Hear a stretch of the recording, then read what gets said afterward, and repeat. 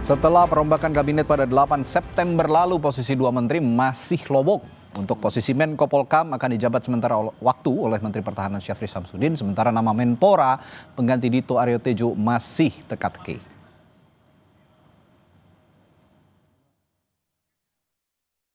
Presiden Prabowo Subianto mengganti 5 menteri dalam perombakan kabinet Senin lalu. Namun pada saat pelantikan menteri-menteri baru, ada 2 posisi yang masih lowong. Setelah ditinggalkan Budi Gunawan, nama Menteri Koordinator Politik dan Keamanan belum definitif. Sementara nama pengganti Menpora Dito Aryo Tejo pun masih teka-teki. Menteri Sekretaris Negara Prasetyo Hadi bilang calon Menpora baru tidak dapat menghadiri pelantikan karena sedang berada di luar kota. Posisi Menteri Koordinator Politik dan Keamanan untuk sementara waktu memang Bapak Presiden belum menunjuk secara definitif siapa yang akan beliau tugaskan menjadi Menko Polkam, sehingga untuk sementara waktu beliau akan menunjuk ad interim untuk menjabat sebagai Menko Polkam. Pengganti Menteri Pemuda dan Olahraga kebetulan posisi sedang di luar kota sehingga tidak bisa mengikuti pelantikan pada sore hari ini. Siapa Pak? Akan dijadwalkan kembali di prosesi pelantikan yang berikutnya. Ketua Umum Partai Golkar Bahlil Lahadalia menjelaskan, Golkar sudah merekomendasikan nama pengganti Dito Aryo Tejo sebagai Menpora. Namun Bahlil menegaskan, perombakan kabinet adalah hak prerogatif Presiden. Meskipun kadernya tak lagi menjadi Menpora, Bahlil tak mempermasalahkan karena kader Golkar lainnya yaitu Muhtarudin telah dipilih menggantikan Abdul Qadir Karding sebagai Menteri Perlindungan Pekerja Migran. Prerogatif Bapak Presiden ya, menyangkut dengan pelantikan menteri ataupun pencopotan resafel, itu hak prerogatif Bapak Presiden, karena itu kita hargai. Ya. Akan diganti dengan Golkar lagi? Saya tidak tahu, itu hak prerogatif Bapak Presiden. Namun hari ini ada salah satu kader Golkar juga yang ikut dilantik, yaitu Pak Muhtarudin sebagai Menteri P2MI. Partai hanya merekomendasikan, tapi keputusan tetap ada pada Bapak Presiden. Itu hak prerogatif. Dadakan banget Pak ya, katanya Pak ya. Saya tidak mengatakan ditukar, tapi ini adalah penugasan dari Bapak Presiden. Untuk posisi Menko Polkam juga belum definitif. Presiden Prabowo menunjuk Menteri Pertahanan Syafri Samsudin sebagai Menko Polkam ad interim atau sementara waktu. Salah satu arahan dari Presiden ke Syafri diantaranya diberi kewenangan untuk melakukan langkah-langkah strategis agar pekerjaan di Kemenko Polkam bisa berjalan lancar. Melanjutkan tugas pokok dari Kementerian Pertahanan, Kementerian Koordinator Polkam, dan saya diberi kewenangan untuk mengambil langkah-langkah yang efisien, efektif, agar supaya semua pekerjaan bisa berjalan lancar. Publik menunggu siapa yang bakal mengisi posisi Menteri Lowong. Namun yang paling diharapkan, siapapun terpilih memiliki kapasitas yang mumpuni agar perombakan kabinet semakin mengefektifkan kinerja pemerintah. Tim Liputan, Kompas TV.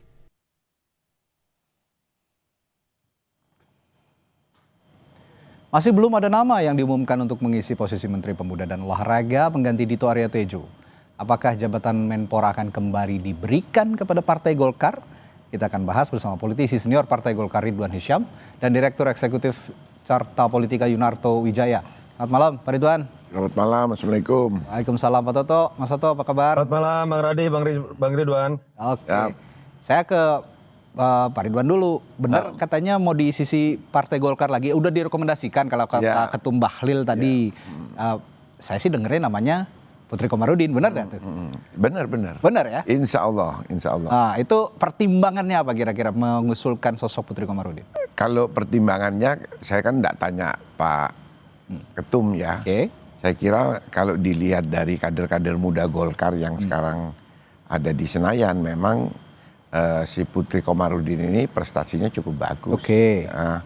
Sudah periode kedua kan dia, dan saya kira mumpuni lah untuk kalau bicara kepentingan anak-anak muda, olahraga dia tidak ada masalah.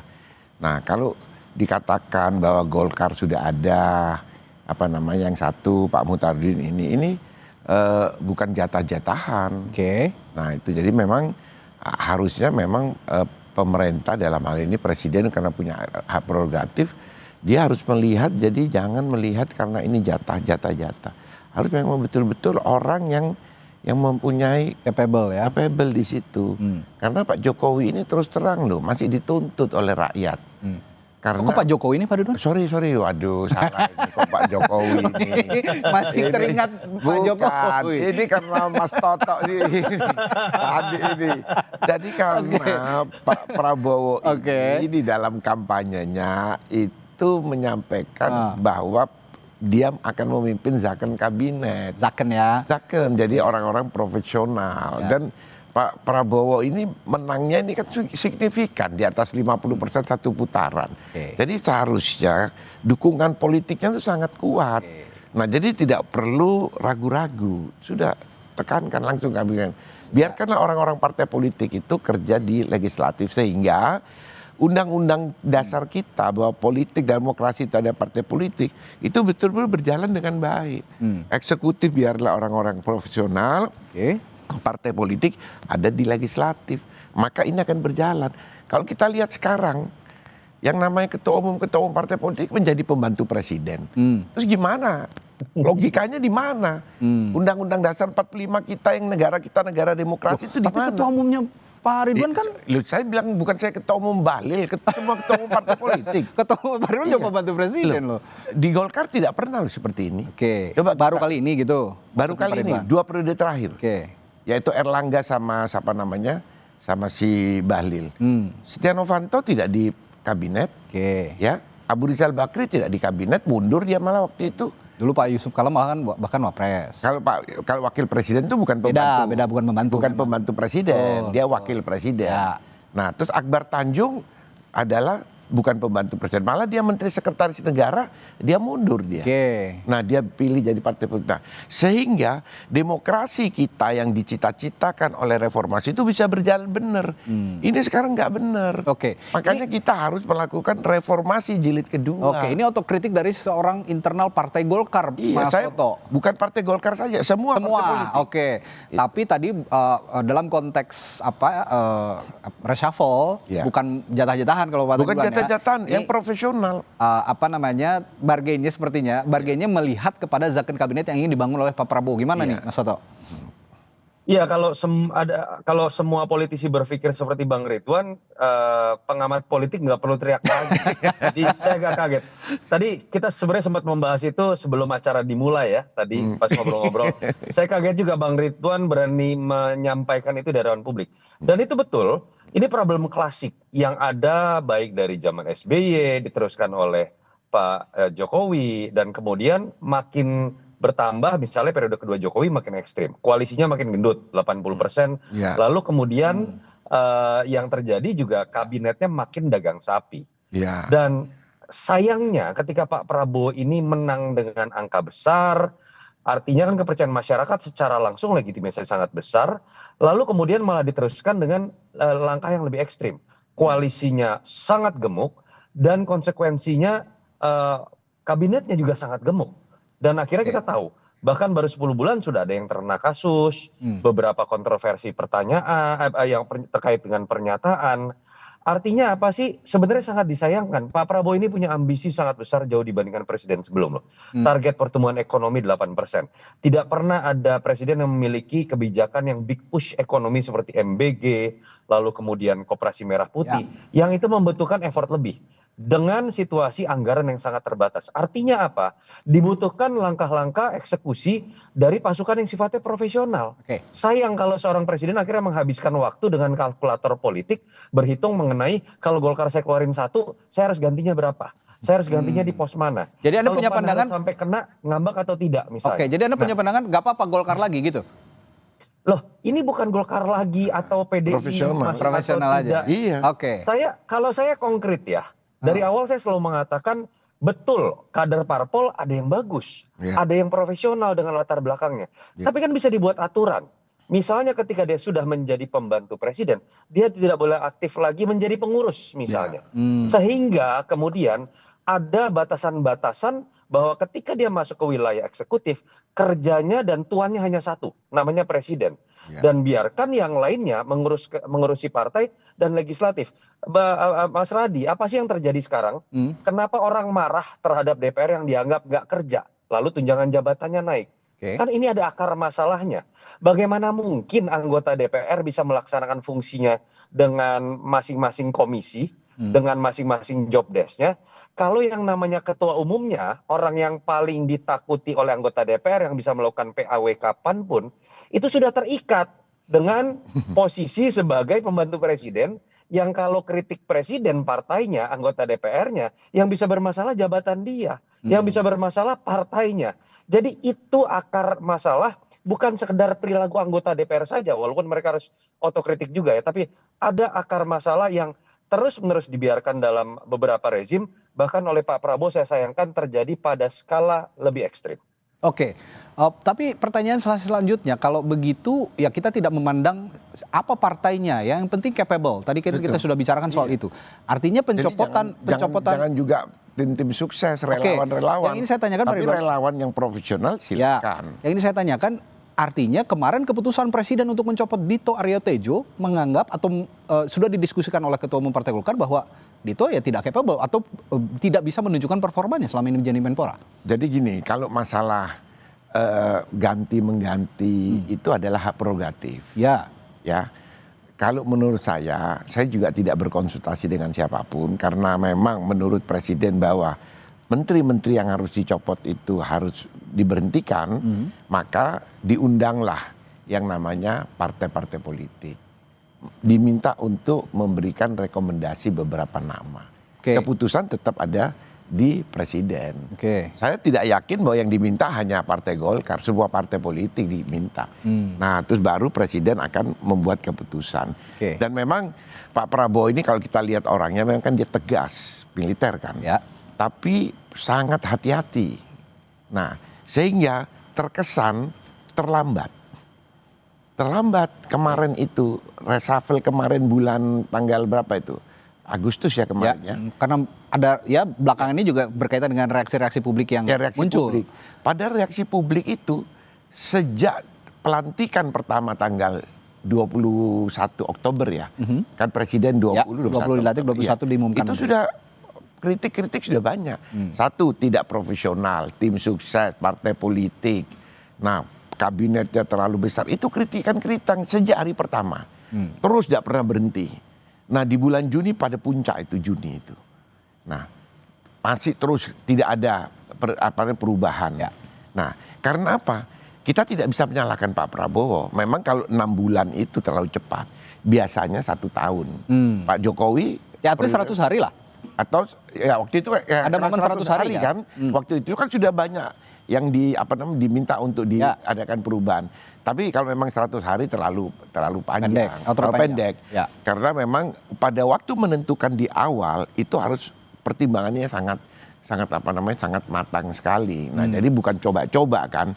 Nah, tapi oke lah 1 tahun. Nah, tapi yang kita sayangkan juga bahwa tidak bisa diantisipasi masyarakat sampai meledak 11 orang meninggal. Nah, ini yang kita sayangkan.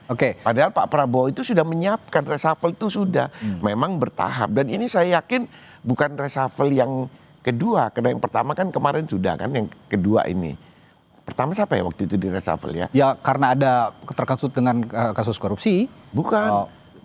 Mendikti. Oh, Mendikti itu juga punya persepsi negatif. Nah, itu kan perlu Mendikti baru ini kedua. Nah, ini terus ini akan terjadi. Nah, nanti bulan ini sekarang September, ya mungkin September Oktober ada lagi. Setelah itu terus, saya pikir itu hak prerogatif Presiden. Iya. Silakan. Kalau untuk perbaikan ya kenapa tidak? Karena memang kenapa saya bilang bahwa itu harus dilakukan evaluasi terus. Memang sekarang ini perubahannya sangat cepat. Dan harus responsif memang pemerintah menyikapi teknologi isu kan. Dulu kita 5 tahun 10 tahun yang lalu nggak ada ini teknologi. Tapi Iya. Nah, itu perubahan itu harus diantisipasi oleh Tapi Pak begini, Prabowo. saya mau tanya juga ke Mas Soto. Ada juga persepsi publik bahwa yang diganti menteri-menteri yang kemarin itu termasuk Mas Dito Arya Tejo karena punya persepsi negatif di mata publik, sehingga Pak Prabowo sebagai pemimpin negara juga tidak inginlah tentunya punya citra negatif di mata publik. Saya akan tanyakan hal itu sesaat lagi di Sapa Indonesia Malam, tetap bersama kami. Jadi ngomongin soal reshuffle kabinet khususnya untuk Partai Golkar, saya ingin juga menarik ke beberapa menteri yang kemarin di reshuffle selain dari Partai Golkar. Ada 5 menteri at least yang di reshuffle ya. Posisinya juga diganti begitu. Nah, yang kosong ada 2. Tapi ingin saya tanyakan ke Mas Soto tadi bahwa ada persepsi publik bahwa menteri-menteri yang diganti ini punya citra buruk di mata publik, sehingga Pak Prabowo sebagai pemimpin negara juga tidak mau punya citra buruk di mata publik. Nah, apakah Anda punya analisis yang sama atau ada perspektif lain? Ya, dalam konteks berbicara mengenai KPI seorang menteri, ya tentu saja salah satunya adalah masalah komunikasi atau citra ya.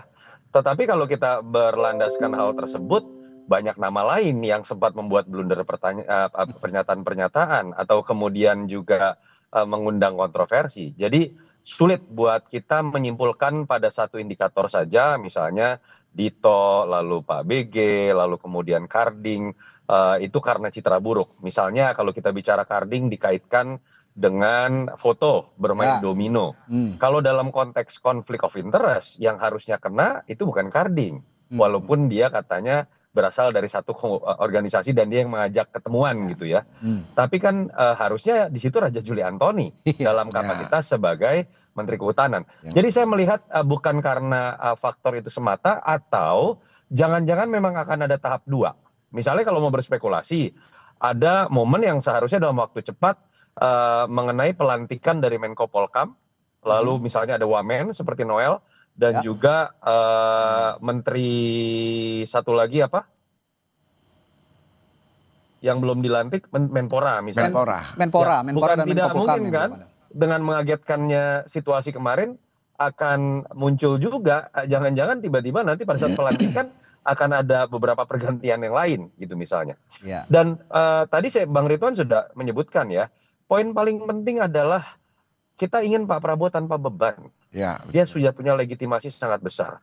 Ambisinya juga sangat besar. Saya ingin sekali loh teriakan-teriakan Pak Prabowo ketika berbicara mengenai serakaisme. Orang kaya jangan main-main, koruptor juga jangan main-main. Saya berharap sekali itu juga diterapkan. Para menteri juga jangan main-main. Bahwa loyalitas hanya kepada visi saya. Bahwa integritas juga didasarkan pada kerja sebagai pembantu presiden. Jangan sampai kemudian menghadapi kendala karena tugas Anda sebagai pengurus partai.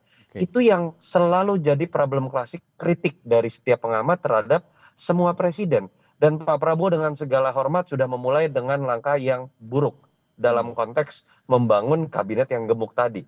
Oke, itu adalah bagian dari realitas politik ketika sistem presidensial kita memang ambigu. Tapi ketika Anda sudah dilantik, Anda punya kebebasan sepenuhnya untuk mereshuffle kapanpun, jadilah seorang presiden. Jangan berbicara atau menempatkan diri menjadi pemimpin koalisi. Yang dibutuhkan adalah kapasitas Anda untuk bekerja buat rakyat, bukan menghabiskan waktu terlalu banyak untuk menjadi pemimpin koalisi. Oke, pertanyaan saya selanjutnya ke Pak Ridwan. Kalau begitu, apa harapan dari Anda sebagai politisi Partai Golkar, mungkin juga bisa memberikan masukan kepada pimpinan Partai Golkar agar stabilitas pemerintahan Pak Prabowo ini tidak terus terganggu dengan hal-hal seperti reshuffle ini? Karena bagaimanapun saya melihat kemarin ada reshuffle, seperti contohnya pergantian Menteri Keuangan ini direspons oleh pasar sangat buruk begitu. Nah, bagaimana soal ini menjaga stabilitas pemerintahan Pak Prabowo? Saya sih sudah di forum ini juga kalau tidak salah, saya sudah berbicara bahwa Akbar Tanjung begitu terpilih jadi ketua umum Partai Golkar, dia mengundurkan diri dari Menteri Sekretaris Negara. Itu di zaman reformasi. Nah, ini sekarang zaman sudah bagus. Kenapa kok sekarang double-double seperti ini? Jadi saya sudah menyarankan kepada ketua umum saya, Anda pilih ketua umum atau mundur jadi menteri, atau Anda jadi menteri mundur dong dari ketua. Sudah disampaikan itu? Bukan sampaikan langsung, kemana-mana saya ngomong. Semua TV saya bicara seperti itu. Karena apa? So far udah ada respon dari Pak Ketum? Ya. Nah, masih pikir-pikir. Oh, saya pikir-pikir. Jadi Oke. memang Silakan, ini Bang saya Jupiter. kira ini bukan untuk ketum saya saja, Ya, termasuk ya. kepada Pak Prabowo. Kita bicara, Pak general, Prabowo harus juga mundur dari ketua umum Partai Gerindra. Tidak boleh. Oke. Dulu zaman Pak Harto tidak pernah jadi ketua umum Partai Golkar. Oke. Dia hanya Dewan Pembina. Nah itu jadi jelas kan sudah ini. Kenapa kok Pak Prabowo mencontohkan hal yang tidak baik di dalam iklim demokrasi yang seperti ini. Dan demokrasinya terbuka loh ini sekarang. Ya. Nah kalau kita mau memperbaiki, ayo kita perbaiki bareng-bareng. Kita bikin reformasi jilid kedua. Terutama kepada partai politik, undang-undang partai politik kita harus perbaiki. Termasuk undang-undang di dalam DPR juga kita harus perbaiki. Undang-undang pemilu juga ya. Undang-undang pemilu, nah itu. Masa untuk jadi anggota DPR itu juga ada aturannya. Oke. Ini semua pokok punya duit jadi anggota DPR. Mau berapa kali, mau 6 kali, 7 kali. Saya ini kalau maju lagi 6 kali terpilih, tapi saya mundur, saya tidak maju saya. Oke. Karena saya tidak mau direformasi.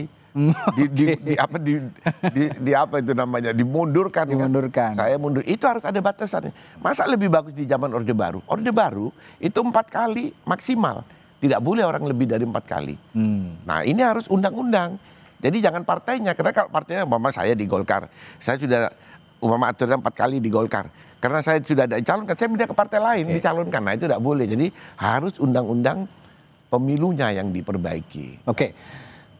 Kembali ke konteks pembicaraan kita malam hari ini bahwa apakah Menpora masih dari Partai Golkar itu tidak masalah kalau kata Pak Ridwan Hisap. Yang siapapun. Ya, Bung Toto juga tadi tidak mempermasalahkan hal itu. Nah, kalau gitu saya ingin tanya juga ke Mas Toto soal sosok Putri Komarudin yang digadang-gadang juga akan mengisi posisi Menpora. Sejauh ini punya reputasi baikkah di mata publik?